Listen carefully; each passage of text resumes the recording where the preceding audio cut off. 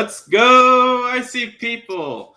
We're super excited for this episode today. We've got the one and only Luke Dugdale from Fund It and Plug. And we've also got joining with us as a guest host, Alex, the Blockchain Pill. So, hey guys, thanks so much for joining. It's great to be here with you. Hello, how are you? It's a pleasure to be here. Hello to you guys and hello to everybody watching us right now. Hope you're having a great time. And Alex, you said this is your first live stream on YouTube, or? This is my very first live, so if I freeze and I lose my train of thought, just bear with me. No, you're fine, man. Your videos look fantastic, by the way. I really appreciate your editing skills. The ICP like ecosystem too, really, it needs content creators like you. So thank you for that. I appreciate it. Thank you very much. Likewise, I love your style of videos, and you are a great host. The way you press your buttons and do the intros and that, it's super cool. Well, I can definitely press buttons. It's one of my specialties, it's even on my resume. But so let's go ahead and dive in. I think for today, we're just going to have a few brief questions between Alex and Luke. And then we're going to all get to watch live for the very first time online the amazing presentation that Luke gave at this conference this past May. And then after that, we'll have questions from the audience. So go ahead and everyone feel free to leave questions in the live stream chat here on YouTube, and we'll bring it up at the end, and Luke will answer you straight away. So with that, take it away, Alex. What do we got here for Luke? I hope you have some hot questions for him. Put him on the spot here. Let's do it. Yeah, so me and Luke, we already had two podcasts that I basically asked him all the questions about the internet computer and Fund It and Plug. And I may have a question or two about those as well. But I think today I want to ask you, Luke, because you are a successful entrepreneur, especially in the ICP ecosystem. You are the CEO of two very well-established companies. We're talking about Fund It and Plug Wallet. What are some tips that you have for young entrepreneurs trying to start and build their first company? Okay, that's a good question. First of all, I am a young entrepreneur trying to build, so I'm still in that phase. But advice I'd give, I mean, just keep building. It's such a simple one, but it couldn't be more true. I think you've got to be building all the time. You've got to be releasing stuff all the time. Never be afraid to release something. People hold things back too long. They're always like not sure whether it's quite ready or not sure if it's good enough. Just release it. Get it out to your audience. And if you don't have users, then it's not real. If you're building something, I don't really believe in stealth building, or like for too long at least. And I don't really believe in people who believe that, or who think that tech is everything. You've got to have a really good product, really good tech, and you've got to deliver it to your audience, communicate it to your audience to get users. A platform is like, it's alive because it's being used. And that's the advice I would give. Make sure, even if it's a small number of users, you've got some, and then you can grow from there, is what I'd say. And I think that's especially true for ICP, and it's especially true like in this right now, bear market. You've got to, even if you have some users, even if you've got some activity, that's where you'll create stuff. Nice. Yeah, it's really a nice answer, and I think you have not mentioned this, but I know you do a lot of it. I guess networking is one of the most important things that an entrepreneur can do. You taking your time and coming to the podcast, both to me here, you're everywhere doing putting time in. I think that's great. What would you say were your biggest roadblocks since you began building on the internet computer? The biggest roadblocks. Well, first of all, I think it took me a long time to fully understand what the nature of the IC is. I think that's what takes the longest for everybody, right? Is like I did probably 6 to 8 months of solid research on ICP before I got started, and I had started like reporting on ICP and like giving my opinions about different dApps or companies, and that's where it all began. And so I think that's where the work really happens, is like deep dive research on not only ICP, but also on the product that you're trying to build, if you are trying to build one.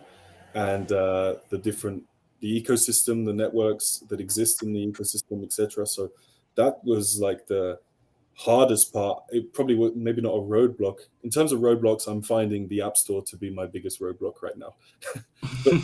uh, but it highlights something that I think is kind of true, which is this is what the ICP to a large extent is trying to avoid, is like having to be dependent on big tech. And whenever I have to engage with them, it's not fun and it's quite cumbersome. So that's one of the big roadblocks right now, actually. It's funny because you mentioned it in your conference talk that we're going to see in just a bit, and I guess it's still giving you headaches, huh? Yeah. And I guess my third and final question is, how does the schedule of the CEO of two companies look like? So are you the type that wakes up at 4 a.m. and you do all these routines, or how does it look like? No. What does it look like? Well, the first is there is quite a lot of traveling involved. I'm sort of jumping between places. Most of our team works remotely. We've got some of the team in Paris, some of the team in Latvia. So I go there a lot. Obviously go to Miami for code and state conferences. So there's quite a lot of traveling in there. And when I'm not traveling, an average day really looks like me in front of my laptop from sort of, I don't know, realistically, I'm not getting up before, or I'm not in front of my laptop before 9. And then you'll have trouble finding me away from it for most of the day and the evening. And if it's not on my laptop, it's on my phone. So I'm glued. I'm stuck in. I'm in ICP all the time. Whatever's going on, I've got my finger on the pulse, and that's what it takes. But you also need to enjoy life and have a life. So I try to do that a little bit as well. Awesome. I love the answer. It's really great to see. If you said that you wake up at 4 a.m. and then by 4:15 you are in the gym and you do all these things, I would have been like, another one. No. Awesome. I think most developers are known to work late at night, which is where I like it as well. So during the day, it's a lot of calls, it's a lot of talking to people, it's a lot of planning. And then sort of you get to the evening time or like late afternoon, things start to quiet down. And that's where some of the design work comes and the code and some of the more like actual work gets done. So. Yeah. Great. Well, Alex, you got any more questions for him? For the moment, I do not have any more questions, but if any new questions pops to mind, I will definitely ask it. Oh yeah, great. And we'll have more questions from the audience, and I'll go ahead and put this up. So go ahead and comment on YouTube, and after we play the recording, we'll go through the Q&A with the audience here. And one thing that's kind of been on my mind lately has been kind of charting the path forward to grow the ecosystem. We had a great meeting yesterday, in fact, kind of scoping out the plans for the next conference. And I think the first conference, and I'm hoping that you witnessed this too, Luke, it was about kind of the ecosystem coming into its own and kind of having a bit of a turning point. We're claiming ownership of the protocol, and we're all gardeners of this protocol, and it's kind of a catalyst and turning point. That was our aspiration. I feel like that was the theme for the next conference, though. We feel like it's time to really break ICP out of its shell, because and I think you notice this as an entrepreneur. The difficulty with this protocol has been the limited reach. Like you publish it and only other people within the ecosystem see it, but we can our protocol can do so much more. All in due course. It's coming. Yeah. Don't worry. And so where I'm going with this is, I love seeing things like the plug integration with Twitter, where you can send tokens with tweets. And we've got an ambassador program coming that we're going to be announcing soon. But I even have Esteban and I want to use that to publicly award ICP to participants in that, and find ways, because I haven't seen it utilized enough. But just kind of I want to get your thinking on how do we grow this ecosystem, and how are you thinking of maybe doing those integrations with Web 2 platforms, because I feel like that's kind of the direction that only ICP can pull off these integrations well. I want to see more entrepreneurs like yourself doing that. I mean, how do you see all of these dynamics, and what would you I think it's you've got to get creative. Like that's what ICP has done. Is it unlocks an immense amount of creative ability for entrepreneurs and developers. And the plug tip example, like the sending tokens via tweets, that was built by a team, Remco and Jonathan and Sid, like a really cool team. And they were trying to get this off the ground, and they spoke to us, and then we did it together. And it's kind of just get creative, it's going to happen. Like that's the ICP allows for it and it enables it, and it's relatively easy to get these things up and running. It's never easy, but relatively speaking compared to other chains. And so eventually we're just going to see a flourishing all over of all kinds of ideas and systems and websites, dApps, everything. So it's kind of you've got to test things and you've got to try things, and something's going to fly eventually, and that's how it goes, because that's how the internet goes. It's the same with the internet at large. That's just how products come out of their shell and systems exist. And so No, I think we don't see it enough actually on ICP, and I think it's because there's too few developers right now, because it's a network effect. The more creative people get, the higher sort of innovation you see elsewhere as well. So I think that's what's going to happen, and eventually it's like a bonfire, Exactly. Yeah, and I think it's part of it is just, it's a mentality too of just like Web3 maximalism, like let's create our own bubble, let's recreate every industry from the ground up. But I feel like it's not, we're not going to move the world forward by rebuilding everything from scratch. We're going to move the world forward by adding value to what already exists and slowly replacing the broken parts of Web2. Well, that's true. That's true. But I would caveat that by saying that there's, in order for that to happen, you need all the basics, you need the foundations. And we're still getting through a lot of that now. I think we're only just catching up with sort of some of the bigger protocols, ETH, but we're getting there. And then once we do, then that's when the creativity really begins. Yeah, exactly. Well, so anyone out there listening who's thinking about building stuff on the ICP, go ahead and tag me on Twitter with your ideas, because especially if it's within the space of finding a way to invade Web 2 and use it for growth, it's, I'd be interested in supporting you however you can. But it's great getting your thoughts on that, Luke. Great seeing you innovate in the space. And without further ado, I think it's time for your talk, which is about things that can only be done on ICP. And before we go ahead and start it, it has been a couple months since you gave this talk. Is there anything about it that's changed, or anything you would like to add to it now that you're a little bit later? Maybe some actually, yes, upcoming stuff. Yeah. Actually, well, okay. So, like on the funded and plug side, there's always stuff that I could add, like in terms of what we're doing, but I'll refrain from that for now. Now, I wanted to add something about ICP. I think I did not talk enough about the fact that the ICP network can be updated via the NNS protocol, which is another extremely unique thing that ICP provides. And I have only just started to understand the importance of that properly. And so this is the thing. I'm always learning about new stuff on ICP, and I knew about it, but to know about something and to understand its importance isn't always the same thing. So I think that's what I would add if I had a chance to run it back again 2 months later. But nice. That's a good point. I think I've been trying to find a word for this. I've been referring to it by the bulky name of code controlling DAO. It's because usually when someone says DAO, they're not referring to something that actually is able to directly change the code of a DAO. But I think also sometimes we always talk about the fact that the code is updatable and but it's a simplistic understand, it's not the real goal is for the blockchain to constantly update. The method by which that happens is just the code being governed by a DAO. And that's what we're starting to see is like now 2 years later, the ICP blockchain is actually upgrading and evolving and quite rapidly, I would say. And that makes us completely different to every other chain. And it puts us in a position to really scale and to evolve majorly. So it's cool, basically. Yeah, it's cool. I mean, Divinity's done an incredible job, especially this year. The features they pumped out with Bitcoin and ACPS outcalls, SNS, and ETH coming.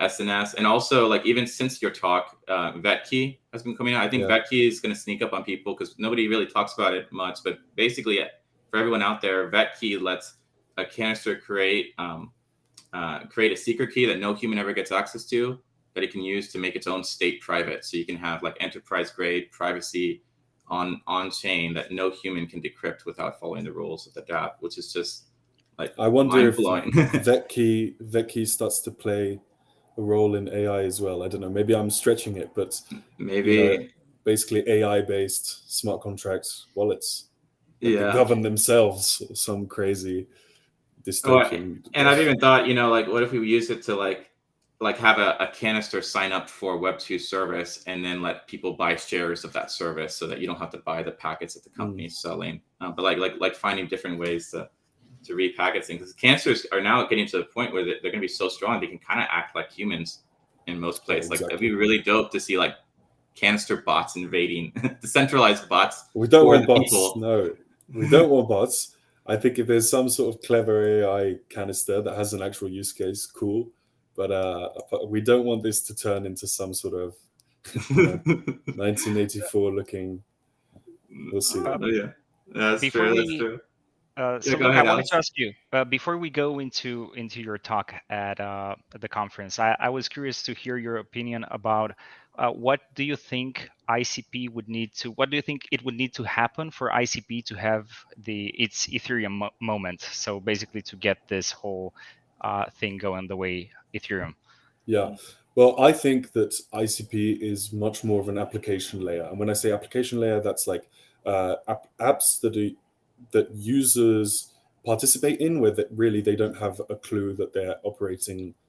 They probably will know that they're operating on blockchain, but they're not going to be like, cool, this is an ICP-based dApp. They're just going to be using the dApp, if that makes sense.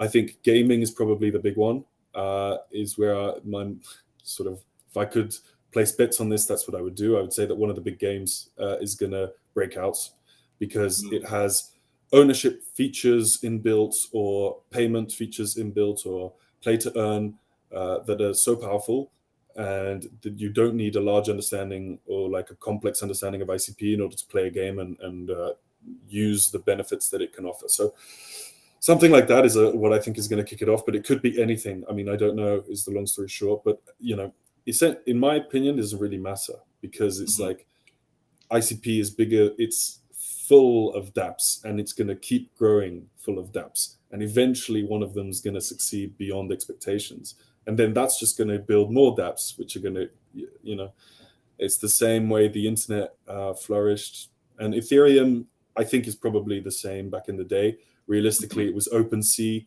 and probably Stake. Stake is like 60% of ETH transactions or something, or maybe it's another one of the chains, but it's a massive part. So those are the two that I think broke out on ETH, and I think we'll see a few more than two, but when, I'm not sure. Yeah, and I think it's hard. I think people forget that, like, considering the fact that we're only 2 years past mainnet, think about where if ETH was only 2 years past its mainnet launch. Like we're actually doing pretty good in the grand scheme of things, and we also were launched right at the start of a bear market. So I mean, I looking at the ecosystem, I know that some people can get disheartened, but I've seen a ton of new developers, really talented new developers, finally getting like off the sidelines of Web3 and into it through the IC, and the building is really flourishing. So I mean, I think we're very well positioned for this next bull market. I'm just excited to see IC start killing it. We need that Flappy Birds moment for an ICP dApp, like you're saying, Luke. It's like some game that's just people don't know or care that it's on chain. It's just better than anything, really fun. Like, exactly. Yeah, there's all kinds of things that could happen. So, all right. Well, with no further ado, let's get into your talk and share it live for the first time, everybody. We'll see you here in a bit, and go ahead and put your questions there for Luke afterwards.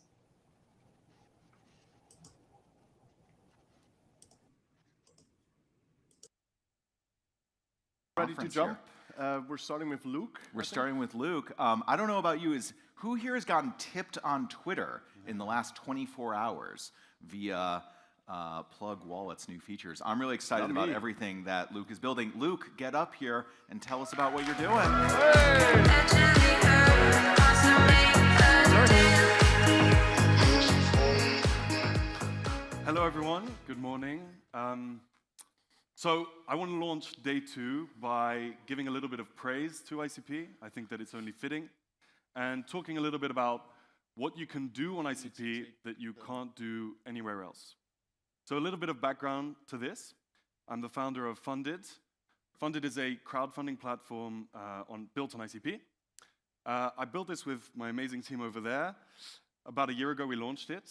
And yeah, they do deserve a round of applause, absolutely. And originally, the idea was to help fund ICP-based projects. But we found very quickly that blockchain-based crowdfunding solves a lot of problems in traditional crowdfunding space. The first is that it makes crowdfunding tamper-proof. So it's all smart contract-based. If you reach your goal as a project creator, the funds are automatically dispersed to you, and if you don't, the funds are automatically reimbursed to all participants. Our canisters are all black hole, which means that they can't be tampered with by anyone, including the team. And that's a real benefit in crowdfunding, because we've seen a few scandals, GoFundMe, Kickstarter, that commandeer some of the funds and disperse it however they please. So that's obviously not a good thing. The second benefit is that we've created financial incentive in crowdfunding, which doesn't exist on Web 2. So in our case, rewards are tied to NFTs, and backers can use those NFTs to claim their rewards, or they can choose to sell those NFTs and trade them on marketplaces. So there's a form of financial incentive that we've created there. And the final benefit is that it creates global crowdfunding. There's no fiat restrictions, which means that you're not restricted by the geography of your crowdfunding venture. So we launched this about a year ago. It's proven to be quite successful in ICP. We've helped to raise just upwards of $750,000, the equivalent in ICP, for project creators. So it's been really great. And then in February, when Psychedelic decided to go build Fleek, we took over Plug Wallet, one of the biggest wallets on the IC, roughly 200,000 downloads across the extensions and the mobile app. So that's the context, that's what we're building on ICP. But I'm not here to talk about that. I'm here to talk about what makes the ICP so wonderful, so amazing, and unique. So this is what I like to call the highlights, or the obvious stuff. It's far from obvious for anybody who isn't in the ICP ecosystem, but for everyone in here, you guys already know all about these things. But I think there's certain things to highlight about each of these elements that we don't necessarily talk about enough. So the SNS, the ability to have a DAO governance token for your dApp. I think what makes the SNS so wonderful is how easy it is to do. Because if you look at other chains, a lot of people are trying to create DAO governance tokens for projects, but you would have to fork a chain, create your own network, and with the SNS, you just make your code open source, submit a proposal, and you're off. So it's really, really easy to turn your project into a DAO. Chain key cryptography, adding turbojets to Bitcoin. It's really quite wonderful. Being able to transact Bitcoin for so cheap and so fast, it's amazing. But again, there's other networks that might be doing this. I'm thinking of Lightning Network, for example. The benefit of chain key cryptography on ICP is that it doesn't stop with Bitcoin. We're going to see CK ETH soon, and the list goes on. We could go to CK Doge and more. The NNS, overarching governance, I just think it's one of the most elegant pieces of governance that exists today. The reason for that is I can follow a neuron, so I don't have to vote. I can peg my vote to someone else. I can change it at any time. I can peg my vote on certain topics to one person and on other topics to another person. And I think it's a sort of a form of direct democracy on this new internet that we're building, and it's really quite amazing. And of course, probably the biggest selling point of ICP is that there's no AWS. Now, when we talk about this, I think that we keep reverting back to AWS and fully on-chain hosting, but I think what it really means is there's no platform dependency. We don't depend on any third party to launch our dApps and to keep our dApps alive. And by the way, ICP is also super fast and super cheap, just icing on the cake. But this, like I said, is kind of the obvious stuff. You all know about this, and I think we talk about this a lot. What we don't talk about so much, I think, is the reverse gas model and interoperability of ICP. So the reverse gas model, it makes ICP free at the point of use for for users. You don't have to pay gas fees, it's all free, and because ICP is so cheap, the developer takes on the costs, and all you need is sort of a business model that makes sense in order to keep your dApp alive. And I'm going to go into some examples later of how I think the reverse gas model actually has real implications for the way dApps are constructed and built in their systems architecture. But interoperability as well. I think this is one of the most amazing features of the ICP that isn't discussed enough. When we talk about interoperability, I think there's a few ways we can think about it. The first is internally within a system. So all of our systems are built in a way that all of our canisters are interoperable, they're fully autonomous, it's really fluid and easy to make them work together. The second thing is that we can make the canisters interoperable with other canisters on the IC, so third-party services. So you can plug into third-party services, create partnerships, do revenue sharing. It's really, really easy to do. And of course, Dfinity has also added HTTPS outcalls, which means we can be interoperable with Web 2 services for data streams or compliance, I think David mentioned yesterday. And then finally, with chain key cryptography, it's now interoperable with Bitcoin, soon with ETH, and I think the list will go on later. So interoperability is one of the major elements of ICP. And why is this such a big deal? Why does it make it so unique? I think for that, we have to look at other chains. So you look at ETH, there's an article here by Blockworks. Ethereum L2s are a bug masquerading as a feature. And I think that sort of says it all, sums it all up. And you'll see Jan's retweet there. That is why ICP was built. Jan, of course, great inspiration. I think he's amazing. But yeah, I think this gets to the core root of the problem. L2s, what are they trying to solve with Ethereum, really? They're either trying to make it cheaper at the point of use for users, or they're trying to make it more interoperable. And these are just elements that ICP has solved. We don't need to, it makes all of these builds superfluous. So ICP really, I said here correcting a mistake in systems architecture, but I should have said correcting a bunch of mistakes in systems architecture. And I think it's sort of the next generation of blockchain, and that's what makes it so unique. So I wanted to give some kind of real example of how all of these elements feed into a piece of systems architecture, without hopefully boring you all too much. So this is the first version of the systems architecture that we designed for Funded. It used to be called Crowdfund NFT. So back in the day, this was the Crowdfund NFT systems architecture. I'm not going to go through it in too much detail, but what I've done instead is to highlight with the black walls areas where there would be weaknesses, vulnerabilities, and things that we can't do if we were going to build this on other chains. So if you look at the bottom there, that bottom bar, this is the process where we do reimbursements. So users come in, they participate in a crowdfunding campaign. If the crowdfunding campaign is unsuccessful, then they get automatically reimbursed. It's all run by smart contract, it's smooth, it's cheap, and users get reimbursed the full amount of what they put in. If we were to build this on Ethereum L1, then they would have to pay a gas fee up front, and then we would have to pay a gas fee when we reimburse them. So by the time they get reimbursed, they don't get the full reimbursement, they only get a partial reimbursement. That's one of the problems. So you could think, well, doesn't matter, you could go build on an L2. Nope, because you're going to end up with some problems at the top. You see our front end and back end canister hosted on ICP. If we were to build this anywhere else, it would have to be hosted elsewhere, AWS or any kind of other system.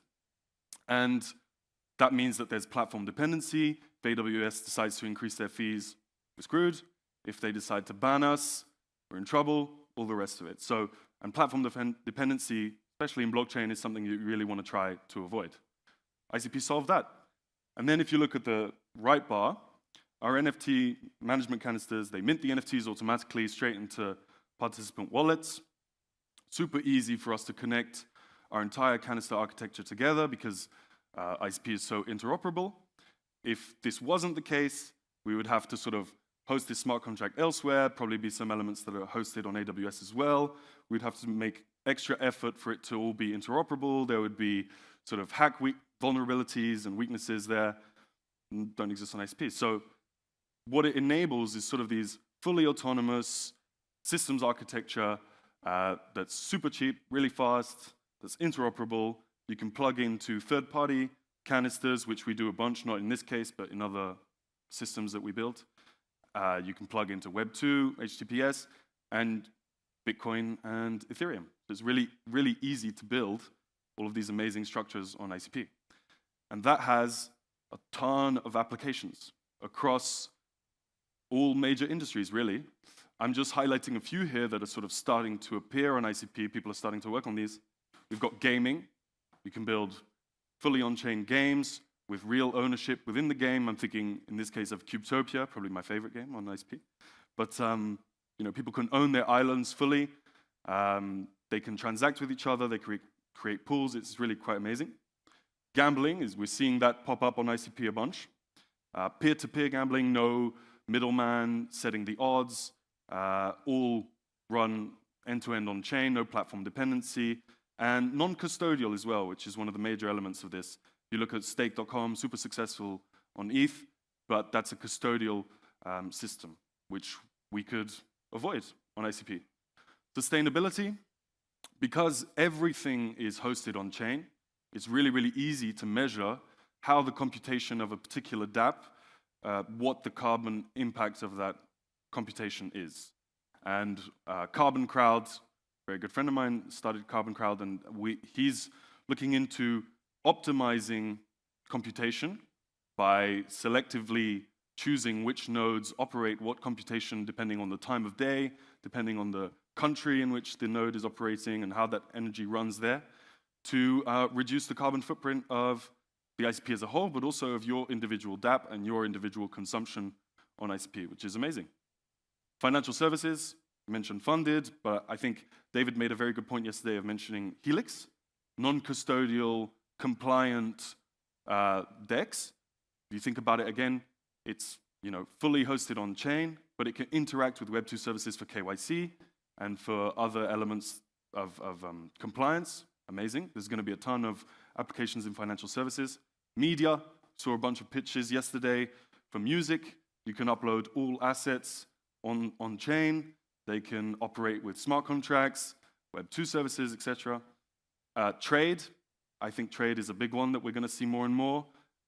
There's the contracts between Federitaly and Definity, which I think is sort of the landmark for this new industry that's going to pop up. Traceability of products, guaranteeing where they're from, what's inside of them is going to be quite big. But this is just a few of the industries that I'm observing on the ICP, but I think the range is much larger. I'm looking at insurance. I think that's going to be really interesting. I think health data. So really all major industries have applications for the kinds of systems architecture that you can build on ICP that is so unique. So it really is incredible architecture, in my opinion, and that's kind of what I find fascinating about it and what drove me into ICP in the first place. So the question is, what are you going to build? Because we're at the early stages of this, and it's all yet to be built by us, and that's what makes it so fun and so exciting. So in that vein, I'm going to talk a little bit about what we're doing over at Funded and at Plug as well. So what's next for Funded?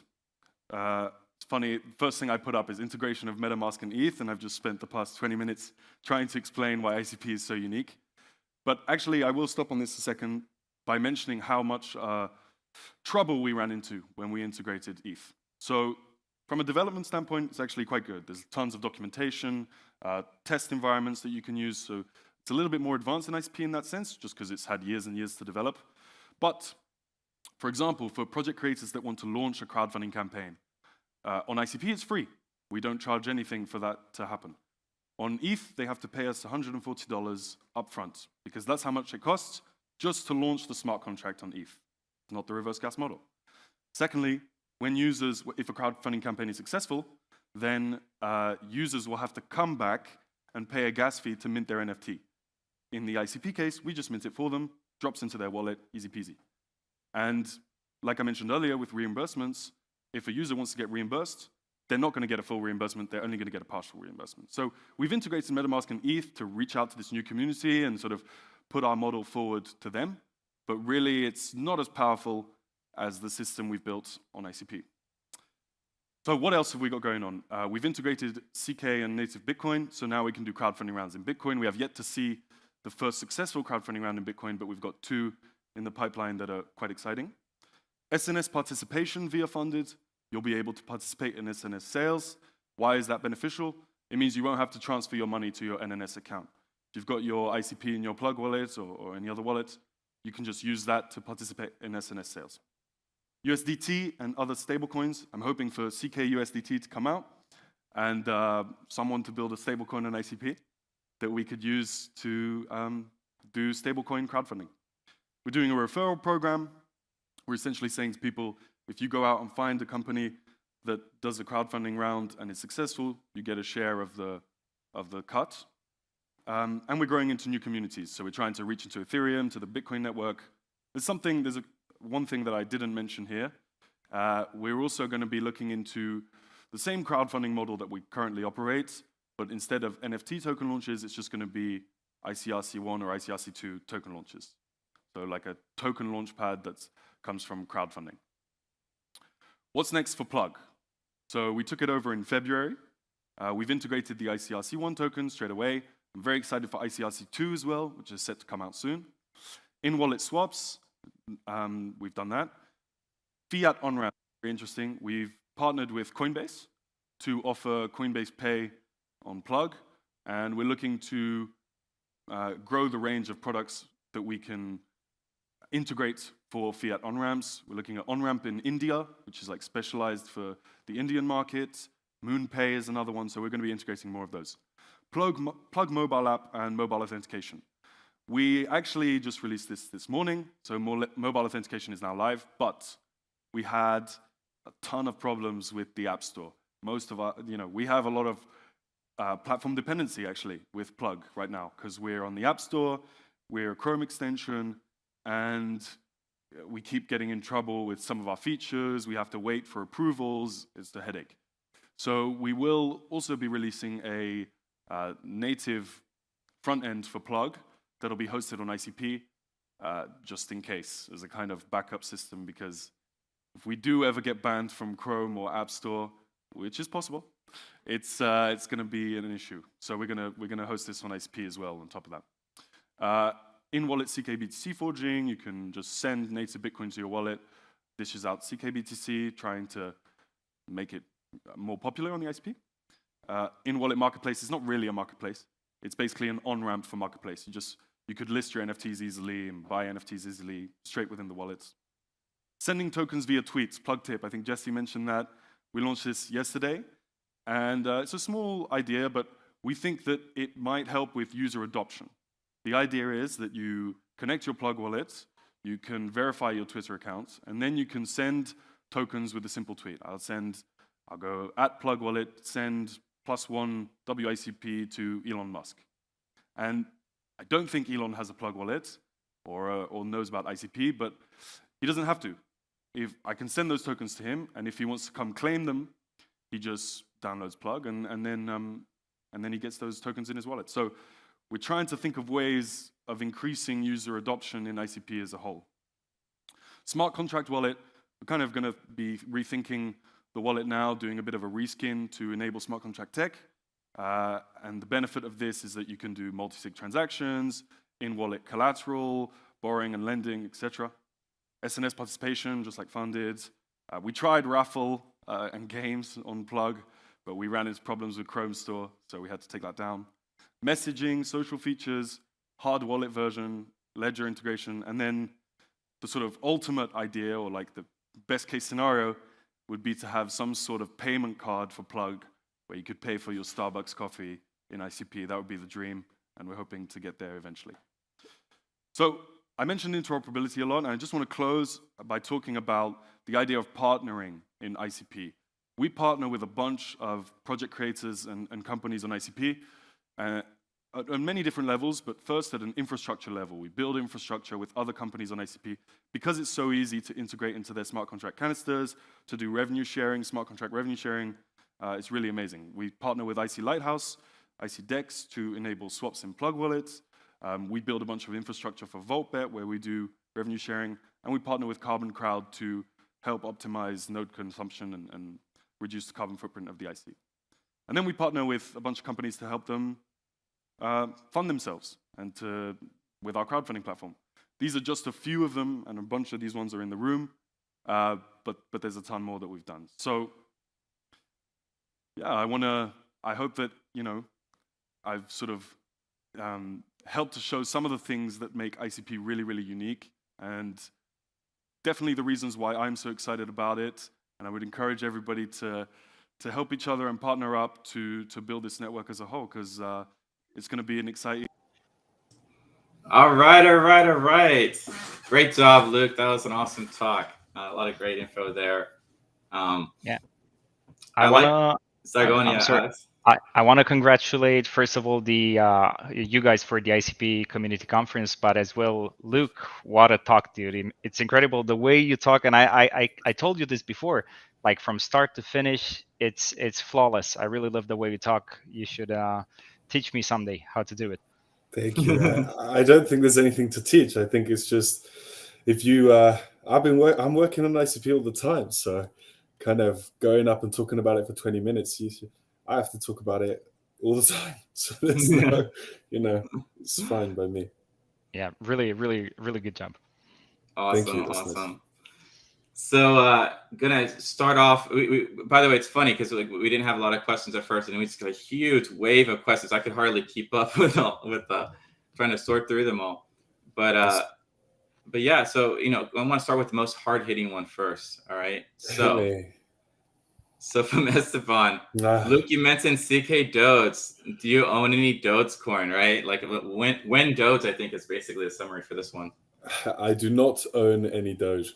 I'll tell you, I don't know. First of all, I think people think I own a little bit more than I do just as a whole, but it's all ICP for me.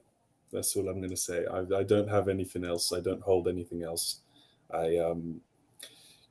That's the long story short. Nice. So 1 second, because we're talking about CK Doge, I wanted to ask Luke to answer for the non-developers listening. What are the big advantages of CK tokens, like CK BTC, CK ETH? What's the big deal with them? So the first thing to understand is that it comes from being able to store these tokens in ICP-based canisters. So when you talk about the CK Bitcoin, a good example. So the way CK BTC works is that Bitcoin, native Bitcoin, can be stored in ICP-based canisters or smart contracts, and it's stored in a CK BTC forger canister. And essentially, CK Bitcoin is one-to-one backed with Bitcoin stored in an ICP canister on the ICP blockchain. That means that it's always swappable and tradable for Bitcoin. So you can come in, mint your CK BTC using native Bitcoin. You can actually do this straight within Plug Wallet. It's something that we offer. Basically, you just come in, you just drop native Bitcoin, it mints CK BTC for you. And you can use that in the ICP ecosystem, super cheap, super fast to use on different dApps. And you can always come back and claim your native Bitcoin, which will get withdrawn on the Bitcoin network for you. So that's how it works. And it works the same way for CK ETH, which is set to come out soon. And the CK Doge thing, it's just I don't, Doge, nothing specific about Doge, just the idea that it could keep expanding out to numerous chains. I understand. So would it be possible for example, when we get CK ETH, would it be possible to avoid like the huge gas fees on Ethereum and like use this CK Ethereum to buy stuff on the Ethereum blockchain, or we're limited? Well, I don't know. It depends if people start integrating CK ETH into their ETH platforms, which I suppose is possible. But then in a way, they're shifting to an ICP based platform, and that's what's going to be the advantage is building anything that's using CK ETH is using ICP, and it's cheaper to transact. There's no gas fees. It's fast. It's just as reliable. That's what's going to be and in Bitcoin's case, it gets even more exciting because now you've actually on top of CKBTC, which is cheap and fast to transact, you're also allowing for Bitcoin to be stored into smart contracts, and that opens up the smart contract genie for Bitcoin, which has never been so far it's just a store of value. So we'll see where it goes. I think it's going to take some time to like sieve through the ecosystem and for some creative ideas to come out and to be built. But when it does, it'll be exciting. Yeah, it's an interesting question on this. I mean, from my limited understanding, I believe that it would be possible without requiring integration from the ETH protocol end, but like the canister could redeem the CK ETH for real ETH and then initiate and sign with using Threshold DSA. So like that's kind of dope because like the ETH contract doesn't need to change or adapt for it. But yeah, basically you could. The canister on the ICP end could handle all that complexity. Of course, you'd have to pay gas and all of that, but it's doable, right? Which is a cool thing. Lots of possibilities there. And I think this is a great question here from Encryptados TV. What have been the main lessons learned from successful fundraisers, right? So anyone out there who might be thinking of doing a raise on Fundit, listen to the master as to what works, right? It's there's a lot that goes into it, so it's never one straight answer on this, I'm afraid. But it's I think you have to think carefully about what it is your audience wants from you, or what it is that you're really offering fundamentally. And I think this is true on like traditional crowdfunding as well, because essentially what you're doing is a kind of form of pre-sale. You're putting forward rewards that your audience might be interested in, and they're helping to crowdfund whatever the product or project that's going to create those rewards that they want. So it's close to market research. It's close to kind of going to your target audience and understanding exactly what they want out of your product and offering it for people who crowdfund. Is that ownership? Is that in-game benefits and in-game rewards? And it can be so diverse. So knowing your audience is the best answer. That's as good as I can get. Yeah, always good advice. Perfect. All right. So Alex, why don't you go pick the next audience question we'll bring up here? Of course. I think this one from SR. So in your opinion, can integration with external services affect the security of a dApp? Well, no is the short answer. I mean, it depends, I suppose. The HTTPS outcalls are used in very specific cases. It's going to be a lot of data streaming. That's what I've seen it used for so far. It's going to be used for like compliance services, KYC services, things like that. If you're aiming for things being run totally on blockchain, which is the highest form of security you could get, I suppose, then maybe you don't want to be integrating with third-party services and with Web2 services. But there's always a give and take in security, and some of the big Web2 providers for compliance or data streaming or whatever, they're fine, they're secure, and you can't lock yourself in to some niche all the time out of fear of sort of impure security, or like it's never perfect, it's never ideal. There's always risks, there's always problems. So what I would say is don't worry about it too much. Just select your providers wisely and do a bunch of tests. And but yeah, I don't think so. I don't think it's going to be a massive issue for security. Yeah, there is another great question from William Eth here. So you mentioned having issues with the App Store. What advice would you give other IC developers who might want to get something onto the App Store? Get your legal team ready. So it's this is where sort of the wider problems come in, which is like the space of crypto in industry and in the world right now, and regulatory space. It's still a ton of stuff is unclear, and the App Store isn't very willing actually to take on a lot of crypto projects or a lot of new stuff. So if you are trying to develop an app, basically so the way we've done it, or one of the ways we've done it, is we release it early in like quite an ugly form, but just with the features that we know they're going to flag, and then they flag it, and we get sort of 2 or 3 months of back and forth with the App Store, actually, as we're building the app anyway, so that we can launch it when we actually want to launch it, if that makes sense. So a little piece of advice, just submit something to the App Store quickly with all the stuff that you know they're going to flag. Then you can go through it with them and launch it and do build as you go through that process with them. It took me way too long to find that question to bring it up, but I found it. It's right there. There you go. No, Awesome. that's a great answer, and I think the answer is where you actually went through the problem, and that gives the answer a lot more weight, and it's a lot more valuable to the people. So we have another question from Mauricio, and he asks, to what extent do you believe ICP can revolutionize financial services, and what challenges must be overcome to achieve this transformation? Sure. Well, okay, here's the difference, right? So DeFi exists on multiple chains, and it's doing very well on multiple chains in terms of the amounts that are traded and the volumes, trading activity. Trading activity on SP is extremely low right now. I don't think we have we're cheaper, we're faster, so we can be better than ETH in terms of a lot of DeFi products. But where I think it's going to be interesting is running not just the trading activity, but the user inputs or sharing services, marketplaces on chain, and having that all be automated, extremely hack proof, very low vulnerability. You can also have it be controlled by DAOs. That's where the game's going to get interesting. So I think we're going to see creative applications for financial services and DeFi on ICP. Some stuff that is perhaps more creative than just a kind of DeFi solution or AMM swap protocol, which has been very successful on other chains. I think we'll see that as well on ICP for sure, but that just comes with the community, you know.